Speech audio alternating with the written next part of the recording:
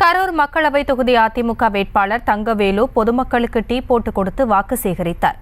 கூடுதல் விவரங்களை வழங்குவதற்காக இணைகிறார் எமது செய்தியாளர் பசுபதி. விவரங்கள். வணக்கம் ஹாசினி.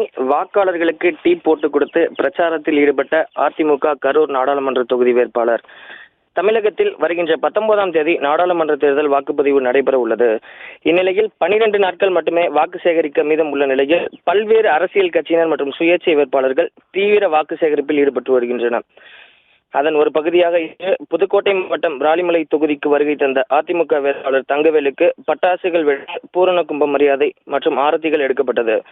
தங்கவேலுவை ஆதரித்து முன்னாள் அமைச்சர் சி விஜயபாஸ்கர் பிரச்சாரத்தில் ஈடுபட்டார். முன்னதாக அதிமுக வேட்பாளர் மற்றும் முன்னாள் அமைச்சர்கள் சுவாமி தரிசனம் செய்துவிட்டு பிரச்சாரத்தை துவங்கினர்.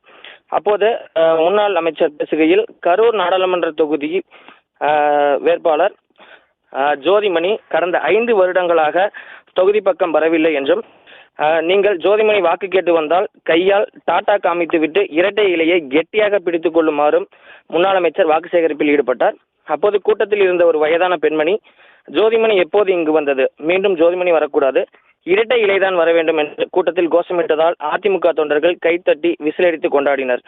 தேங்காய் நிபட்டிய சேர்க்க முற்பட்ட போது அங்கிருந்த விவரங்களுக்கு நன்றி பசுபதி. செய்திகளை உடனுக்குடனும் துல்லியமாகவும் தெரிந்து கொள்ள சப்ஸ்கிரைப் பண்ணுங்க.